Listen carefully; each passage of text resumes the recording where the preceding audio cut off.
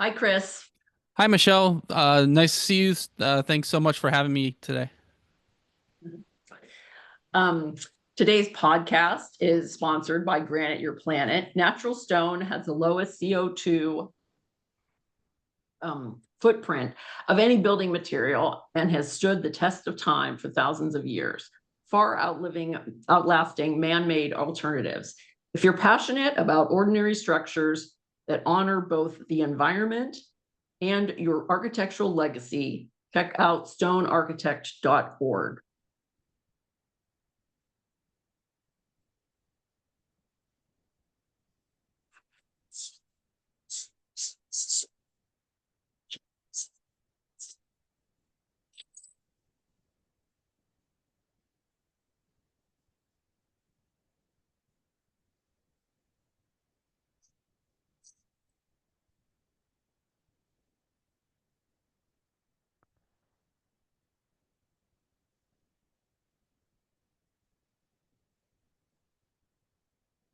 My guest today is Chris Novelli, Principal Architect of N3 Architecture in Hopedale, Massachusetts, focusing on custom residential design for people who want something different in their home. He is a graduate of Wentworth Institute of Architecture and the Boston Architectural College, and he has been a licensed architect for 25 years. Chris has a podcast, the Home Design Academy, and a YouTube channel, N3 Architecture, helping helping homeowners with the questions they have and showing the behind the scenes of designing custom homes. His book, The Homeowner's Guide to Residential Design and Construction Projects, takes you through the steps of designing and building a custom home, what to expect for each phase of the project. Thank you and welcome, Chris. Thanks, Michelle. I've been a long time listener of your podcast, and it's great to be here today. Oh, thank you. And I You, guess before we get four into two things, people. No, what was that? you and four other people. I said, uh, it's I was just gonna say before we get into the discussion, people should really go and check out the Granite Your Planet website. Andrew at Stone Architect, whatever his email address is. Sorry, Andrew, if I can't remember it off the top of my head.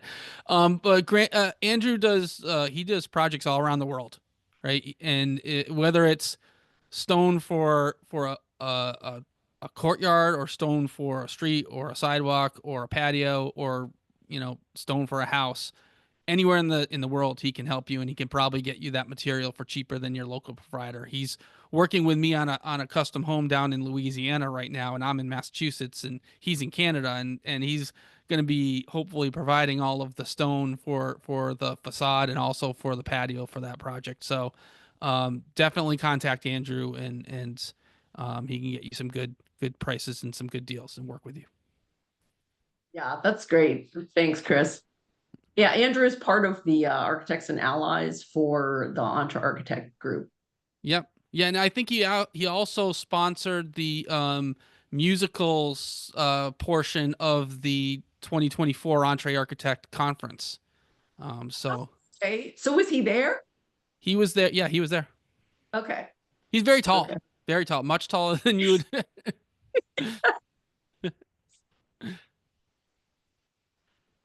That's funny. Well, because on Zoom we look shorter. Yeah. I'm taller than people actually know also. And then Sarah, who I've been on her podcast before, when we met in person at the AIA conference in Yep. San Francisco a couple years ago, we were kind of laughing because we're both tall. I didn't think Hmm. that she was as tall as me. I'm an inch shorter than I used to be 5'8", now I'm 5'7", which I guess is tall for a woman. I don't really think that it's that tall, but um, Tall you enough. know, tall enough. I hate to. So, Chris, what are your first recollections of experiencing architecture? So I guess the very first time that I can remember noticing architecture, I was probably around 8 years old, and I grew up in a suburb in Massachusetts, about hour and a half outside of Boston. And in my town and in the towns around me, you had Cape Cod style houses, ranch houses, colonial houses, some historical houses in the town centers, and maybe every once in a while a Victorian house. But nothing really too exciting. And then, but there was this one house in my town that I would drive by.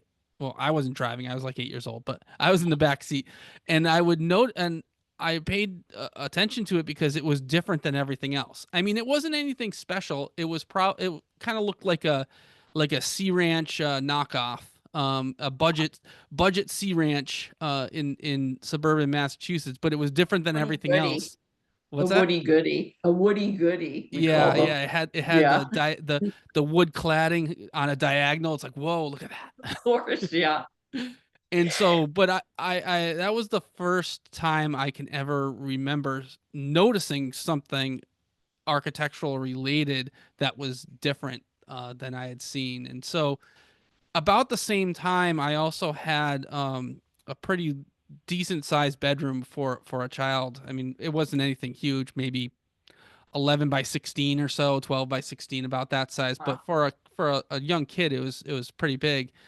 And what I actually would do, Michelle, is my mom had one of those fold out yardsticks for sewing, right? And it like Oh fold it yeah, yeah, and kind of yeah, snap together.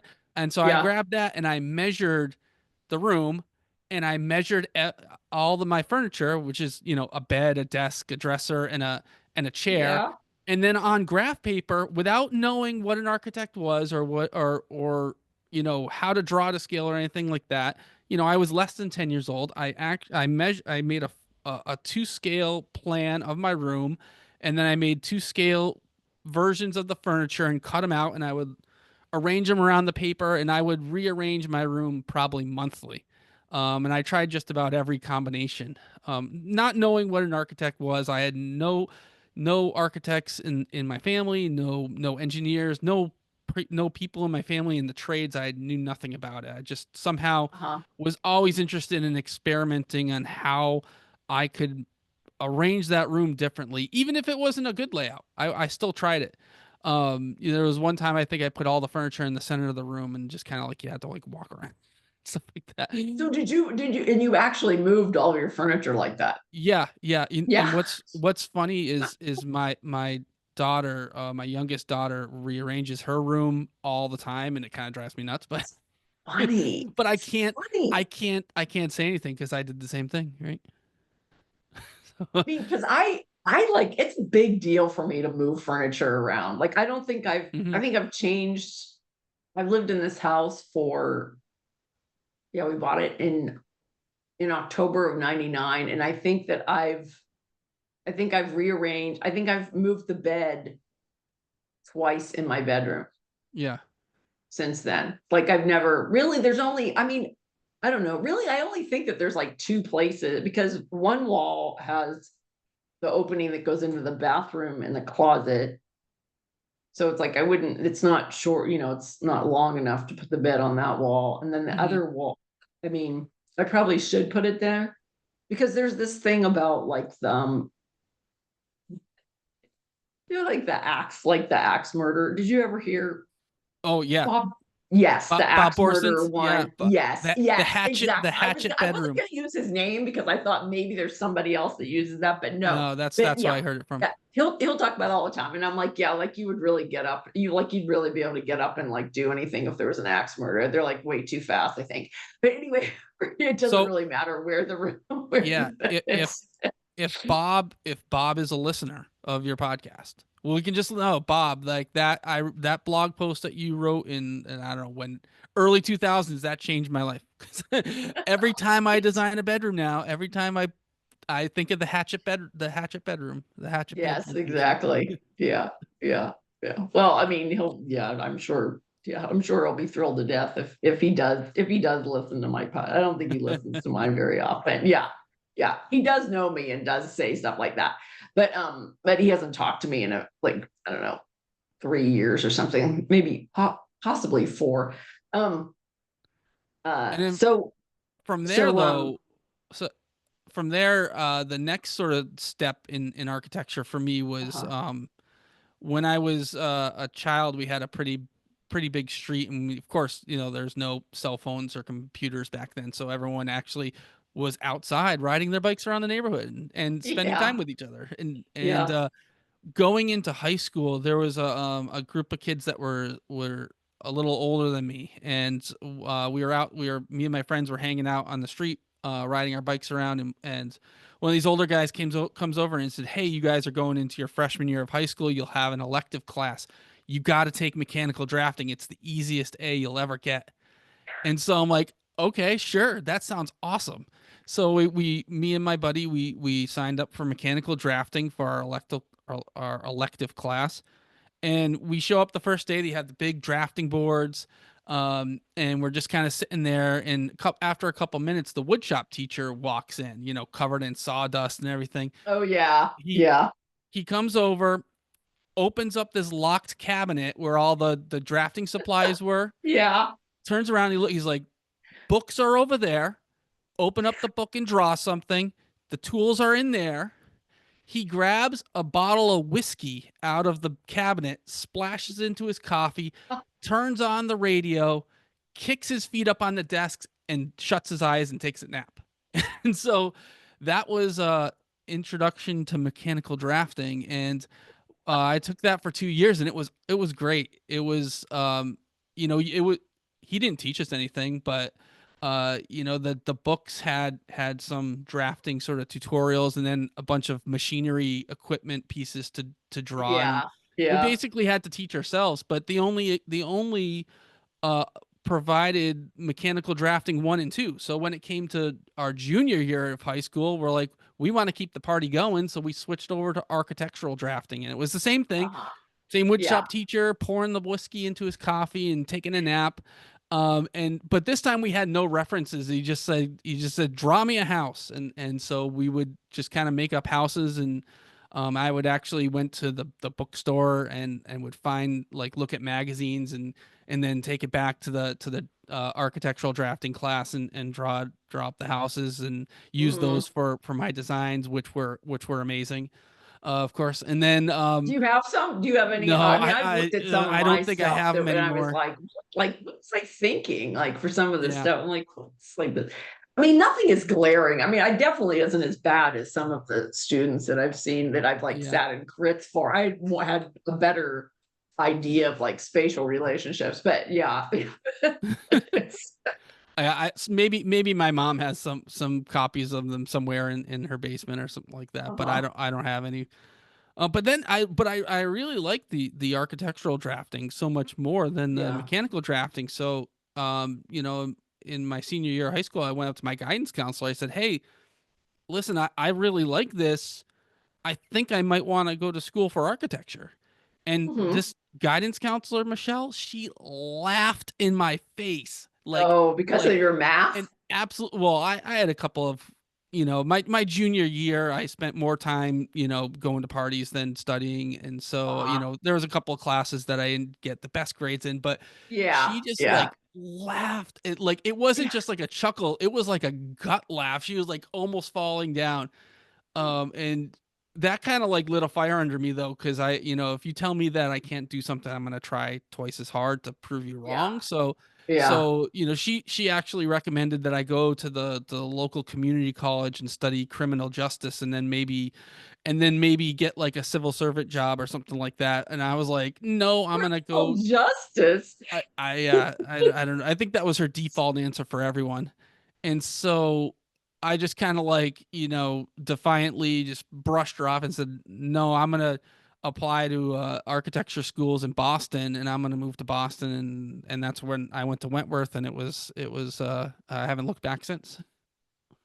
Did you go to community college though or not? No, no, no. I went right to No, Wentworth. you Yeah. never went. Yeah. No, no, no. I can remember they told me during my guide, like during, I don't know, it was probably, I think I'd said in 11th grade, and then in 12th grade, she brought me in at the beginning of the year, and she was kind of like, "Oh, what do you want to be?" And I'm like, "Oh, I want to go to architecture school." And then she like told me all the reasons why I couldn't go. Well, you don't have enough Jeez. math. You don't have Yeah. that, blah blah blah. And I said, it doesn't really matter. I said, because I'm moving. My mom and stepdad had already moved to California, Uh-huh. and I'd already applied actually to Cal Poly San Luis Obispo, and Yep. they had turned me down because we weren't residents of California yet, and it was an impacted program. And Oh, but there okay. was a person that my parents went to church with, And they said, well, she can go to community college here until, and then just transfer to Cal Poly Pomona. And at the time, I mean, community college was like so cheap. It's like $50 or something, and all your classes Oh were wow. free. Yeah, Yeah. you only had to pay. Yeah, yeah. And then you could transfer. And then when I went to Cal Poly Pomona, it was only $221 a quarter. So everybody thinks, and I went to Cal Poly Pomona. I had applied to Cal Poly San Luis Obispo, but I'd never gone to San Luis Obispo until Okay. I moved out to California. And then when I was going to apply to schools in my second year of community college, actually went up to San Luis Obispo, and I'm like, oh my God, I don't want to live here. This is like out in the middle of nowhere. And so I went to Cal Poly Pomona. Yeah. Nice. Yeah, applied there. So yeah, yeah. So So that was your journey then, and then you got then because those were your first recollections, right? yeah, yeah. Yeah. We And had then I mean our guy wasn't a drunk, but it was I think in the eighth grade we did have because Chris, I'm like so old that it was basically, it's like they changed the law that said that women had to be admitted to the classes because it was shop class and then it was home ec. And we yep. could only, so in seventh grade, I took home ec. And then in eighth grade, they changed the law. They actually didn't change the law. They had actually changed the law like 3 years before, but they didn't But implement it in our they didn't school implement it. district Yeah. until 1978. So it was changed in 1975. Yeah. They didn't implement it until 1977. Yeah, because it was so 78 was like the end of the year. But yeah, so I took drafting in that one. And the funny thing is that like both my dad and my stepdad had both, my real dad had worked for an architect in Pittsburgh. My stepdad Uh-huh. designed printing presses, so he did it. But they never like I saw some of their drawings when I would go to work, but Yeah. they never like said, "Oh yeah, here's how you draft." But then I did go, to class, and then I went to technical school in 11th Uh-huh. and 12th grade. And so I was doing all the stuff, but I don't remember them ever giving me any like pointers or Oh, anything, really? right? Because I was always no, and I mean, I think that there was probably I just had like a natural talent. And my grandfather on my dad's side, he was an engineer and built Okay. his own, built houses, and my uncle, my dad was kind of in construction after that. And then my uncle was a kitchen designer. In fact, he'd only Yeah. retired like a few years ago, but yeah, Wow. so it was kind of like always in the thing. And my mom's very creative, but she Mm-hmm. didn't really go into anything but anyway, didn't you, what do your parents do then? Well, my What were their dad, careers? so my dad was an accountant when I was young, and then, Hmm. but he got sort of like mixed up in a bad recession where he got laid off, and then by the time that the economy sort of turned around, everyone was sort of gone from doing accounting by hands to accounting by computers, and he was sort of left Uh-uh. behind. So he kind of bounced around. He actually ended up as a surveyor for a while. Um, and so he actually for many years traveled the country surveying through farmlands and forested areas, like for doing surveys for gas pipelines. And so um, he was doing that for a long time. And my mom, she was a teacher, and what was funny is my mom taught in the same school district as that guidance counselor. Then she had to they weren't in the same school because my mom taught elementary school, but Uh-huh. they had to interact every once in a while, and she would always make sure to say like, "Oh yeah, Chris graduated college. Oh yeah, Chris is working in an architecture firm." Always make sure to like give a little, a little nudge there to show her that she was wrong. It's weird because I think I mean, there are probably more people out there that, that wanted to be an architect and then Yeah. didn't, make it or whatever. I mean, I know the valedictorian of our high school class, he wanted to be an architect. And then when I went back for the 20th reunion, one of the guys was like, oh, so and so, I mean, he's a genetic engineer, da, da, da. And I'm like, yeah, but he wanted to be an architect. And I Yeah. said, it says right here, because they had this whole list. I was just telling somebody at church that they had this whole list of like what we were going to do, like all the people that were graduating and then what they wanted to do. And then I wanted to be an architect. And I was going to move to California and be, and go to architecture school and become an architect and have my own practice. And then when I went back for the 20th reunion, they're like, "Oh, what are you doing?" And I'm like, "Oh, I live in California and I have my own art, I'm an architect and I have my own practice." And they're like, "Oh, you did exactly what you said you were going to do." And I'm like, "Yeah, exactly." Like, was that strange? Like, yeah, that's what I said I was going to do. It's just the way. Maybe it wasn't. I didn't even, who knows? I think a lot Yeah. of people give up on things too quickly, and maybe switch careers and switch what they're interested in. But it's nice that you were able to outline that and then actually follow through with it. Well, and this guy had been in this drafting class, but he didn't. He was smart, but I don't think he's like architecture smart, but just as far as like the personality or anything. And then this other guy, like I said, was like saying, "Oh, well, so and so is a genetic engineer," and I'm like, "Yeah, who cares? I don't care. I didn't want to be a genetic engineer." It's like, who cares if he's a genetic engineer? I didn't want to Yeah. be a genetic engineer. I wanted to be an architect. I am an architect. So Yep. it's like, yeah, that's the point. So what three classic buildings do you like and why? So When I say, yeah, at least you'll I know, got you. right? Because a lot of people are like, "Oh, classical." Oh, No, yeah, yeah, no, no. but you've listened to the podcast before, and this is how I know, Chris. Yep, yep. So I thought that since AIA conference isn't going to be in Boston this year, that I would keep the three buildings Boston centric, just in case anyone who's listening to this podcast is going to be coming to Boston for the first time. Maybe here's three buildings that you can go and visit. So the first one, and I intentionally picked public buildings too. Okay. So the first one is the MIT Chapel by Eero Saarinen. And Okay. so this building, it is a tiny little chapel on the campus of MIT. And when I was a freshman in college, we were given a list of buildings around the city that we should go and visit. And there was one day where I wanted to go check out some of these buildings, and my roommate didn't really want to, so I kind of just went out and kind of trudged around by myself. And the chapel was the last one on my list of one buildings that I was going to visit for that day. So I'd been walking around all day, and I was pretty tired.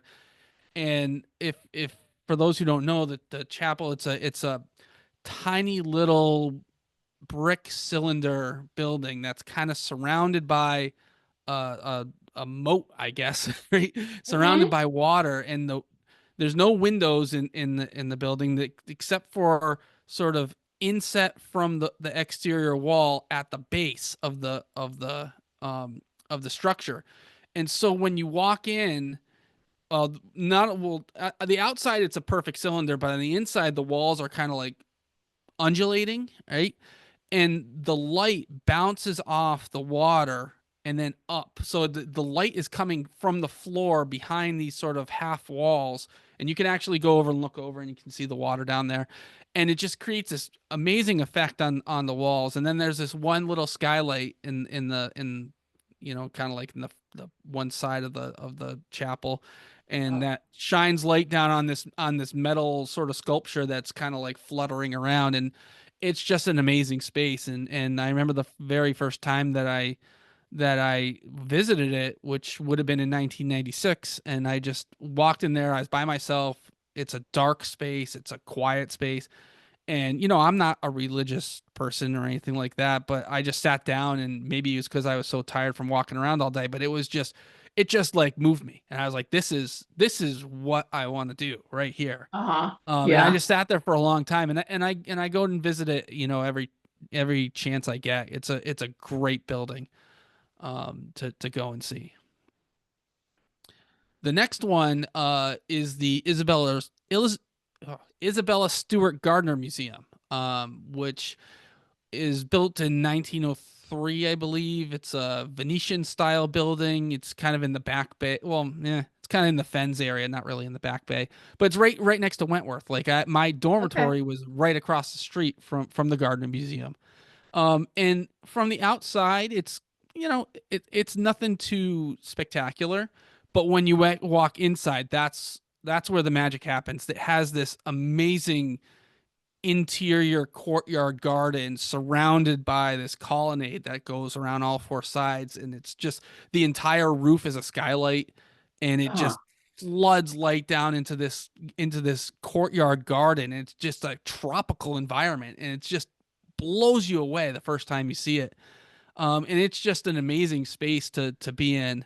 And then also in I think the mid 2000, maybe 2010, around there, Renzo Piano did an addition to the building as well. And the Renzo addition is fantastic. I mean, Renzo's one of my favorite architects oh. anyways, and this is one of out of all the Renzo buildings I've been into, this is one of the nicest, one of the nicer ones. And it's just if you go and visit the Gardner Museum, obviously you got to go and check out the interior courtyard, but you also have to walk around, sort of all four sides. You got to walk around the block to experience the Renzo edition from all sides, because it's really nice. And who did the original building? Oh, I do not know who did the original Okay. building. I probably should, but I That's okay. You I can just think send it to me so I can put it in the blog. That's why. That's right. yeah, Otherwise, yeah. I can just look it up on the internet. I mean, I'll also, like, I don't know the exact history, but I think the Gardner Museum is it's the location of the largest art heist in US history, Oh, I really? believe. Yeah, and it was in the early 90s. There was, I think, like 15 paintings stolen. And it's an unsolved. Those paintings have never resurfaced, and they've never Oh, figured out. really? Yeah, um so definitely go to the Gardner Museum. I mean, the artwork is fine, but go there for the courtyard, and go there for the to check out the Renzo building as well. Okay. And then the third one, I didn't choose one singular building, but a grouping of buildings, and that is the buildings around Copley Square, and that includes the Boston Public Library, which is a McKim Mead and White, from 1895, I believe, 1895, Oh, 1900, somewhere around there. There's also a Philip Johnson edition on the back of it.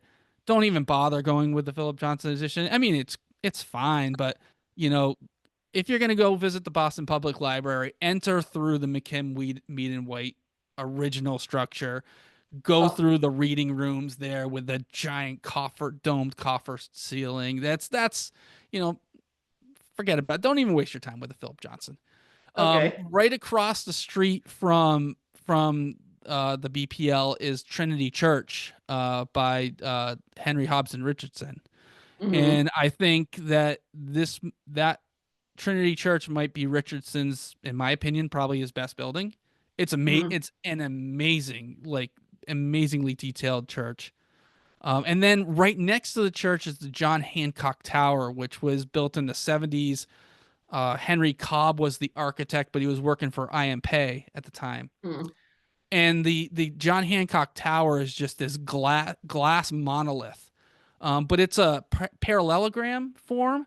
And what's Hmm. really cool about the John Hancock Tower is when you're in different areas of the city, and even like outside of the city, like even when you're driving into Boston, where depending on which angle you're looking at the building, it changes. It feels like it changes shape, right? One view feels skinny and tall. Another view, it looks fat and chunky, and it's just kind of like this really cool building. But what I really like is, since it's right next to Trinity Church, is there's this amazing experience where you look, and all the it's a glass mirrored building, so it looks like a Oh, giant yeah. mirror. So you stand at the base of the Hancock Tower, and you see the reflection of Trinity Church, and it's just a great sort of, like, you know dichotomy between this Yeah. old and this new, and that's, I think, when you think of Boston, that's kind of like what the entire city is. It's this mix of old and new, and that's really had a big impact on me as an architect and how I Hmm. approach my projects. Isn't And isn't so that on the cover of one of the of like a history book, or an it architecture might be, history book, it might be. modern architecture? Yeah, I don't know. But Yeah. also, just to sort of close out Copley Square, Hmm. you have the Old South Church, which is on the corner, which is a Gothic cathedral. You have a mix of these 4 to 5 story tall, brick buildings that has shops and restaurants and offices and apartments. And you're 1 block away from Newberry Street, where Newberry Street is like a great spot to walk down and with shops and restaurants. And just Uh-huh. sort of like as a whole, that Copley Square is just one of the best spots in Boston. So, if you're visiting Boston for the first time for AIA 25, go to the MIT Chapel, go to the Gardner Museum, go to Copley Square. Those would be 3 good ones, and you can see me for a list of 20 others that you can visit. Yeah. Like there's the Carpenter Center, right, which is the only, I think it's the only Le Corbusier building in the United States. Um, it's not that great, but you can go and see it. That's on the campus of Harvard, so that's another good one. One thing that's cool Oh, about the I carp, was there. I did go there. yeah. I went for Ecclestock. That was my first and only time in Boston. And Oh, then, okay. and then everybody's like, "Oh, well, why don't you come back here?" And I said, "No, I'll probably never come here again." And they're like, "Well, why not?" And I'm like, "Well, it took me like 56 years or whatever to get here the first I time. So know. another 56." So Yeah. You I never said, know. I want to go and see other things, but I mean, I do. I mean, I like it there, and I probably even have a place to stay. But yeah, yeah, I did like it. But we walked around Harvard, Hmm. and then what's across from the Carpenter Center? A more traditional building, right? Oh, I'm not sure off the top of my head. Um, I know Harvard's the GSD, the Graduate School of Design, is around the Yes, corner. exactly. Yeah. Yes, yeah, yeah. But the Carpenter Center is kind of cool with the ramp that kind of serpentines up and through the building and back down the other side. I've never actually been inside the Carpenter Center. I don't know if the public can get in there, but you can Okay. certainly walk up the ramp and kind of through like the middle of the building. You're still outside, but you can still see it. But Yeah, yeah. I would say go visit those other three first before that. Okay. Yeah, I did walk through Harvard. And like saw some other things because and it was kind of funny because one of my friends kids was going to Harvard and she had never been on the campus with him like the whole time that he'd been there, but he like never asked her to come. And then I said like, "Oh, I want to go, I want to go and see the campus." And she's like, "Oh, this is the first time that I've been here while he's gone to school here." Oh, really? Yeah, because he's never invited me. He wasn't living on the campus, but he was told us that like he would take us on a little tour. I saw the JFK or yeah, the JFK dorm, like where JFK's dorm was when Oh, okay. it's now Yep. like part of the elevator tower or something like that inside the building, Yeah. inside the dorm room. His dorms. I did see that from the outside, not the inside. And then I think we went into the library there. Yeah, there's lots of cool places around that campus. Yeah. The Harvard campus and the MIT campus are both really nice. Like you walk through the MIT campus and there's lots of cool buildings there as well. I'm like, so, like you're bringing up, and I'm like, why did we not go to MIT? Because her husband had actually graduated from MIT. I don't know Hmm. why we didn't go to MIT because that Albert Alto dorm, right? I would have liked to see that. I would have liked to see the chapel. There were a lot of things there. Yeah, I don't there's know, a Chris. Maybe I'll make a flyby or something like that. yeah, there's another Saarinen building right next to the chapel. There's the auditorium. There's a Stephen Hole building. He did a dormitory building there that was pretty cool. Oh, wow. There's a Frank Yeah. Gehry building. There's Yes, my friend worked on the Frank Gehry building. oh Yeah. really? He was working for who's the big engineering firm? Um, Stantec? Not Stan. No, like the international one, like the one that I think the one that did the Sydney Opera House. Oh, okay.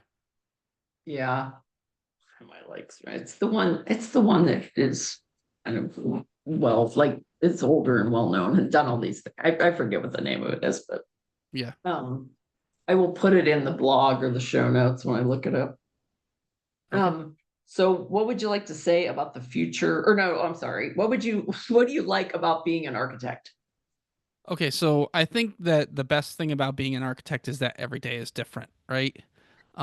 And I'm sure I'm not the first person to say this, but one day you get to No, but be, it's fine. yeah. Somebody just like I just like met with somebody because they were thinking they're trying to figure out what they want to do. They already have one degree, but they're trying to figure out what they want to do. And so she was looking at all of these different careers and like that was like one of the things that I told her. I'm like, yeah, every day is different, Hmm. Yeah, well, I So mean, yeah.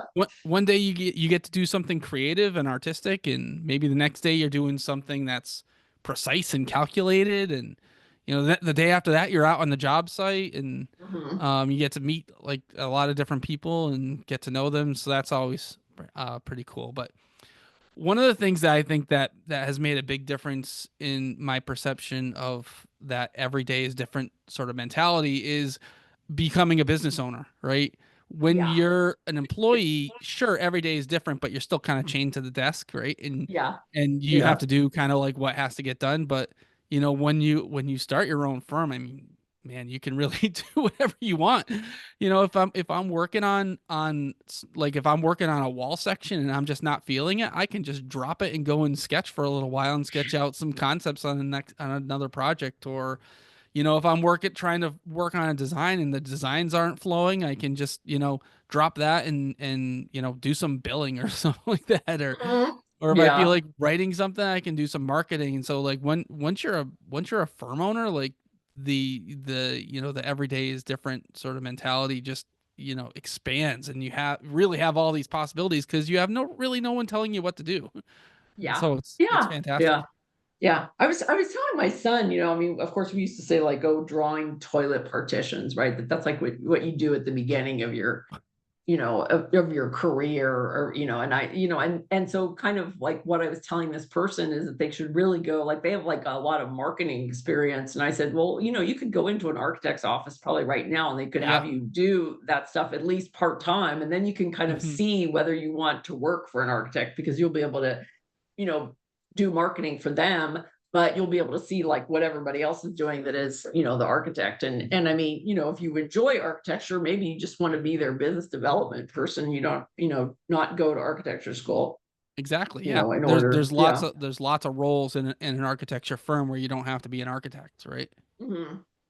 I kind of laughed when you mentioned the toilet partitions because early on in my career, I worked on a project that was a new YMCA in Wilbraham, Massachusetts, and I was in charge of designing the toilets and toilet rooms and locker rooms and toilet partitions. So I did that, and what was funny is when my that building was built before I was married, but then when I got married and had kids, we actually took our kids to that same building for swim lessons. And I told my kids hey, I designed this locker room and this bathroom. And to this day, my son, that's like his like he'll say like, "Oh yeah, that's the building you designed the bathrooms from." Like, you know what? Why don't you remember any of the nicer buildings? You remember that one? How old is he? Oh, my son, he's about to turn 17 now, but Um, he still likes to point it out. Like if we don't drive by there very often anymore, but when we do, he's like, "Oh, that's the building you did the bathrooms for, right?" I was like, "Yep." Well, I think when they're in the bigger, they're kind of like the bigger buildings that they've done. Like I haven't worked on that many, like there was one there was one that was like a multifamily, right? I did Hmm. multifamily at the beginning. Like when I first started out working for an architect, I was like 19 years old, and it was for this guy who didn't he wasn't a good designer, and he didn't really care. And so he had me like designing things like when I was like 19 or 20, like, oh yeah, figure out this, recreation room or whatever in multifamily. But we Yeah. were doing this we are doing this post-tension slab like apartment complex, which to me it doesn't. I mean, it must be that like between the developer and the architect and the engineer that they just decided that they wanted to do a post-tension building, because Yeah. for me it just doesn't seem like it's very like it would have made much sense, for where it was. I mean, it's close to the beach and everything, but there really Hmm. wasn't. I mean, maybe there was like something in the thing where I don't know, where we had to have more of like a clear span or something. And then we had to, Maybe. Yeah. so it's, I don't think I ever saw it when it was first built. but I could, when we moved back here, uh like several years ago, I like drove, I'm like, oh my gosh, there's that building. And it's at the end of the freeway and it's kind of there. And I'm like, oh yeah, it's like I worked on that building. And so like my kids will say, like, oh yeah, that's Yeah. that building that you worked at. But like Mhm. all these other homes and everything else. And I mean, you know, it's like, or that one in the Valentine's Day movie, my Oh, yep. daughter saw, yeah, she saw that movie and then she was like, oh, I think that you would like to see this movie because of Venice and all of the things. And then it turned out that it's like, oh, I said, yeah, that's my project. And I mean, Yeah. I really Nice. just kind of did a facelift of it a couple times because Uh-huh. they had designed it in the 70s. And then I just like remodeled it once. And then they had me come back because they wanted to add a bathroom on the outside. And so I remodeled it again. Um, but yeah, I'm like, yeah, you were in it when you were like 3 years old, you know? Did you know that that house was in the movie, or did you?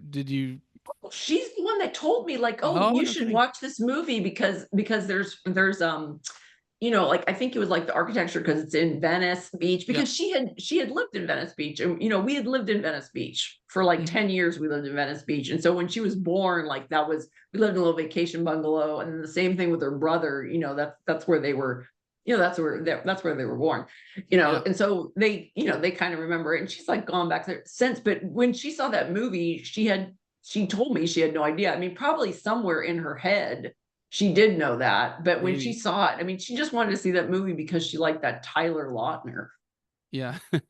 or Taylor Lautner, Yeah. right? Because it was Taylor Swift and Taylor Lautner in that movie, and so yeah, yeah. So she just wanted to see Taylor Lautner, and then I like watched the movie, and I was like, "What? I like that's my project," and That's I your never project. knew Yeah. because the owners didn't. It's like I had just, I moved like right that was done like a few years before we moved down here. So I didn't tell the owners where I was moving or anything. I just Got to start putting that into the clauses of our contracts. Like, if this house is ever used in a movie, let us know. yeah, that's actually a pretty good one. Maybe we should probably get some type of I'm sure that they made, they got a lot of. I have another one, like one of my first projects. It's around where Jessica was. I think I showed it. I think I put it in Entre Architect or whatever, but it was in some like cheesy TV movie. The original house, not the house that I built, but the original Oh, house okay. was used. And then that was kind of when I was telling you on the crits. Chris has like a crits um session on Friday mornings if anybody wants to join Entre Architect and log into these crit sessions because they're really nice. Yeah, they're Um, fan. So it's really about that. Kind of like got born from me talking with Mark about. There was a podcast episode. There was an Entree Architect podcast episode, and the guest that he was interviewing was talking about how during COVID they missed being able to, bounce ideas off of each other in the office. And so I had emailed Mark and I said, "Hey, what about us sole practitioners? We don't ever get that. We should set yeah, something yeah, up where we could help each other out." And Mark's like, "Okay, do it." So and so we started. So we set up this. Yeah, it's Friday, 12 p.m. Eastern, 9 a.m. Pacific, and anyone can go to the Entree Architect Facebook page and then join us. And if you're a sole practitioner, you can get some help on your projects, and or if you want to help others on their projects, it's a fantastic time. yeah. Or It's a even lot of if you fun don't too. have a project, just log in just to Yeah. kind of like see it. I think it's always. I think it's real. I mean, I think it's really good. I think it's good to have that feedback and you can Yeah. draw on other people's projects, which I don't know about that, but I don't know about that part. But Oh, that's it's part of the fun. We get to I just think throw if out there all the was, ideas, but we don't ever have to make it work. I think if it was more, because if there's not the precision with the drawing that it Yeah. would be, I mean, like sometimes when, like when what we should have done is like like I had these professors, some of them were pretty well known. I should have just kept their sketches, like had them sign it, and then like I could have a whole book of sketches of like trace Oh yeah. sketches from like these different professors that I had. But yeah, I'm sure I just like That's a great thought. Maybe I should take screenshots of everyone's Zoom sketches and then we can put together a book in a couple years. pretty as drawing, like Oh, drawing definitely on. not. Yeah, No. that's what I mean. That's what I mean. That's why I'm like, I don't know about that. It's like something so much prettier about like trace with like the thing over. Yeah, but I don't know. Definitely. Maybe they'll improve that because we're giving people ideas. I don't think IT people ever listen to this though, but No. I think definitely we should be designing our own software. But So Morpholio needs to like come up with something where we can all just like share, not just share the screen, but like share the same like Morpholio session. And we can each like lay a piece of yes. trace paper down Yeah. digitally and Yeah. sketch over Yeah. it. Yeah. Yeah. Yeah. No, I think that's a good idea. Yeah. Um, yeah. So what would you like to say about the future of architecture? So I'm having this conversation with my son a lot lately because he's going into he's not going into architecture, but he wants to go to college for 3D animation, and the real discussion is how much is AI going to take over that profession, and there's a lot of architects thinking the same thing, and um, I really think that AI is a great tool, but I don't think it's ever going to take sort of like the human interaction out of it. Mhm. And so, you know, I think if you can't talk to people or connect with people or understand what their needs are, I think that no matter what tool you have at your disposal, you're not going to sort of have the success that you would if you're able to have that sort of human connection. So I think that, and I think you can even spin it in a way where if you essentially take an AI or take any sort of advancement in technology, it's supposed to save us Mhm. time, right? Okay, so what are you going to do with that saved time? Can you use that time to connect more with people on a deeper level? And so I think that um, getting away from sort of superficial sort of design and getting into stuff that has this sort of deeper connection, there's a potential there. Um, Mhm.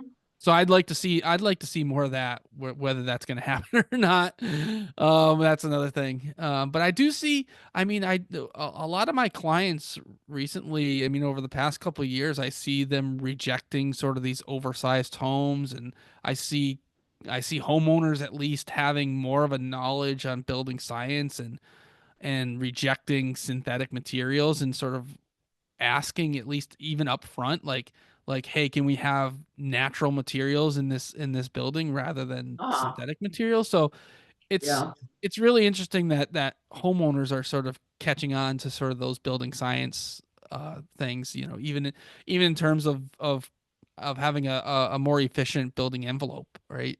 Yeah. That's a Yeah. conversation that homeowners are coming to me with from the start, where Mhm. rather than not even really knowing anything about it. So I think those human connections and connecting with people and designing something that's going to be meaningful for them at the same time as like not overbuilding and sort of you know getting back to using more natural materials rather than synthetic materials. I think that would be a great future of architecture in my Yeah. mind. Yeah.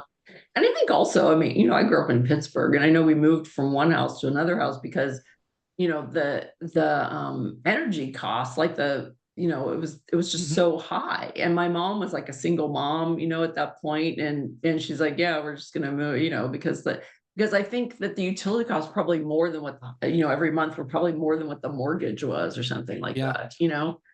And so we moved to a smaller house and then moved to, we went back and moved to like a big, I think that the third house that we had there, I think it was bigger than the second house.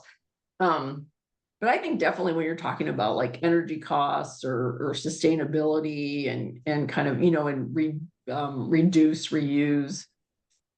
Um, I mean, energy costs aren't going yeah. to go down, right? They're not they're not going to go down. So, you know, No, build a house no, that especially would I be more know. efficient, right? Is your only Yeah, sort of option.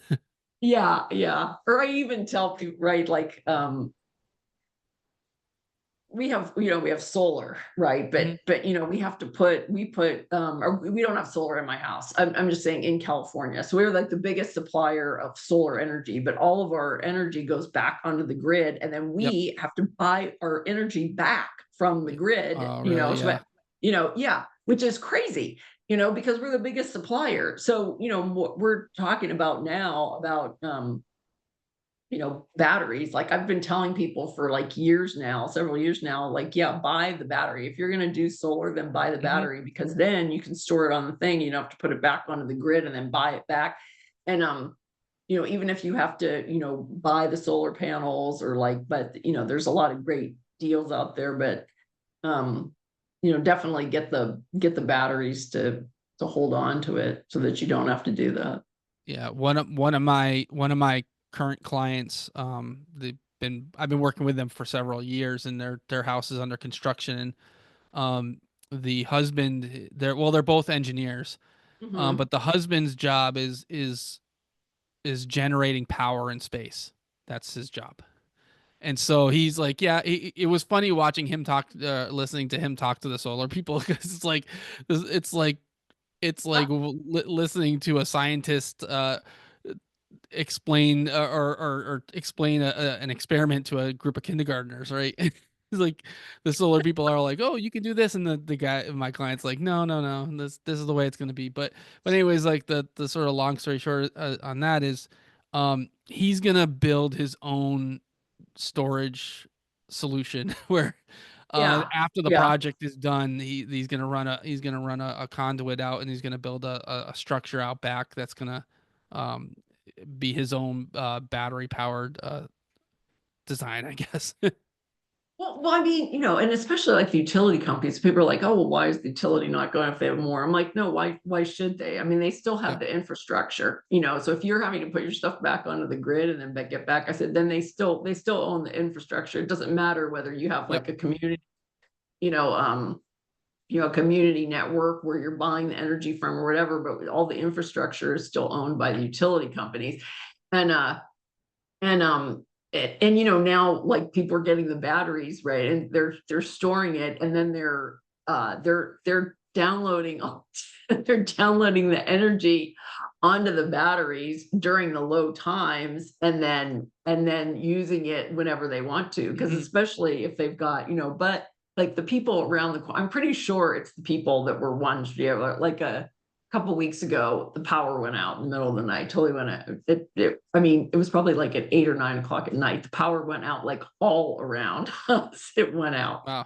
Then, then at like midnight, I see like these lights that are shining into my side yard. And I'm like, what is going on? And then I looked, and they were up on the power pole, right? Like, so I was getting a text message that said that they didn't know like what was wrong, and they were trying to figure it out or something. So I think it was our neighbors that have like 2 or 3 electric cars. I think they're the ones. Oh no.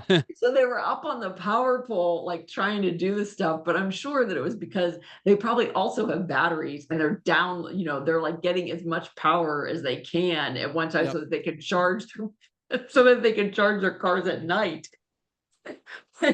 It was but they were maxing it out and just like put every, down, and then yeah. Oh my So there God. are there are limits to that. Yep.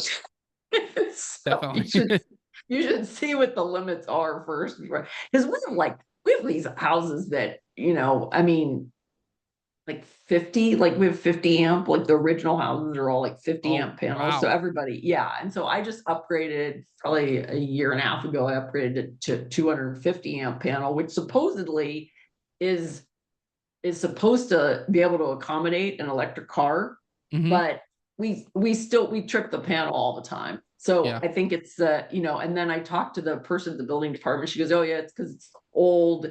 You got your old 50s stuff, and then you've got your new stuff. And I'm like, well, I'm not going to switch everything out right now. We'll just go with this Yeah. this antiquated hybrid system.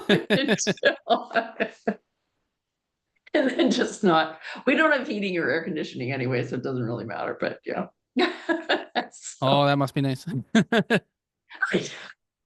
well, it's pretty, I think it's like 70 degrees out right now. It's pretty warm, right?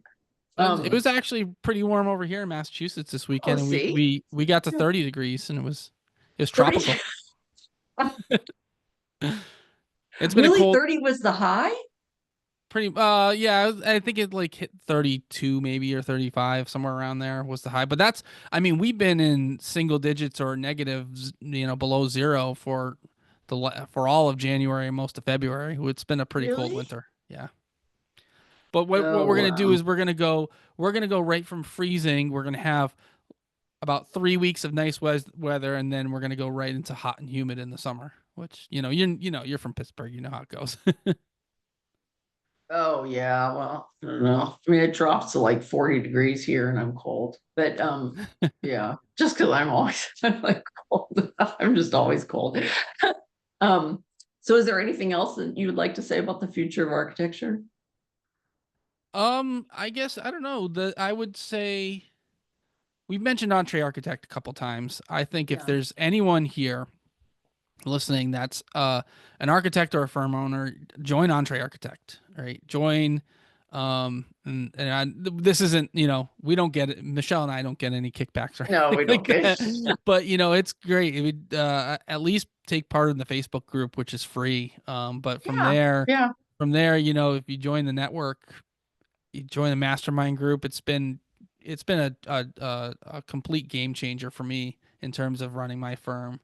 And I think the cost is like about around $1,000 for the year, which $1,000 isn't it's not nothing, but if you break it down, it's like a cup of coffee a day, right? yeah, So you can join a mastermind group if you're starting a firm or running a firm, and you can meet every week with other business owners, other firm owners, and talk about your business, talk about your clients and your proposals and your marketing and all that stuff. And everyone that I know that's part of Entree Architect has seen improvements in their firm. So yeah. join This is Entree more about Architect. how to run the business, More about right? how And to he run can the kind of business. like Yep. explain it, Yep. about the master and then the other groups that are you're kind of put into groups with that are focused on what you want to improve your firm or is Yep. that it? Yeah. Yep. And then they So have like so yeah. what are some of the group like the Okay. sole So well, practitioners group, yeah, right? I'm in three masterminds with Entree Architect. I Okay. have one that's just general business focus, so we just talk about our firm business. Then I'm in another one that's focused on passive income. And then I just joined a third one that's architect as developer. And so, but there's also some of the other groups are there's one that's solely focused on profit. There's one that's focused on sole practitioners only. Hmm. There's a new one. Jessica Christensen is going to be the newest facilitator of the next group, which is launching here in March, and it's going to be for startup firms, so firms that Okay. are just starting. And there's a few other specialty groups out there as well, but they have monthly training, they have HSW credits, they have business coaches that come in every week. It's there's four of them, and there's every Tuesday afternoon they do a session um, for business training. It's just fantastic. So, Hmm.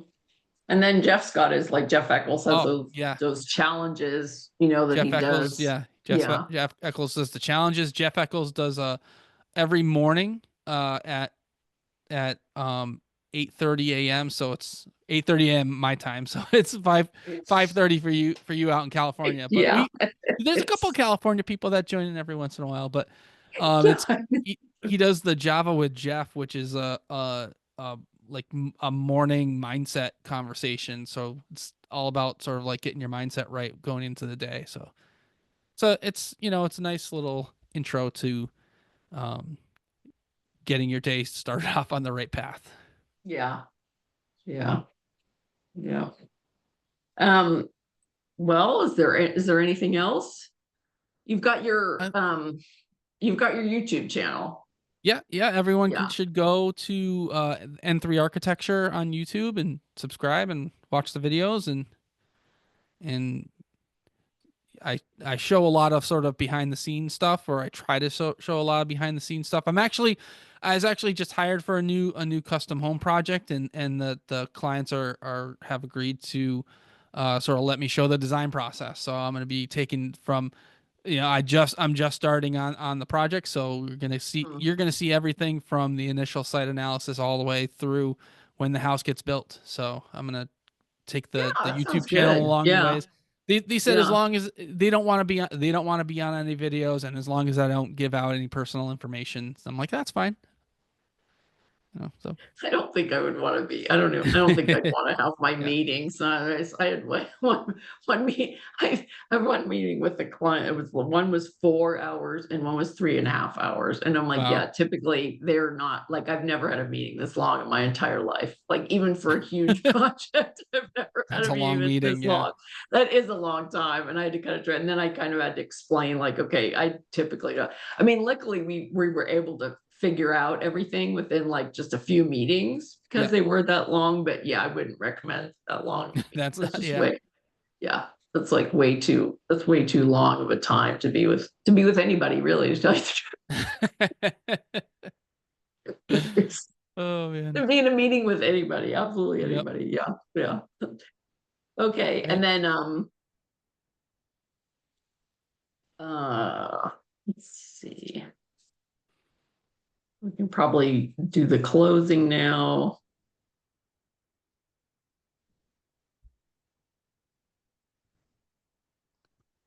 Yeah, sorry about this, but that's a wrap for this episode. Remember, the materials we choose today shape the cities of tomorrow, with more North American cities moving away from high carbon, uh, short lifespan. Um, the products, sorry, in favor of sustainable, long lasting granite. The future of architecture is looking stronger than ever.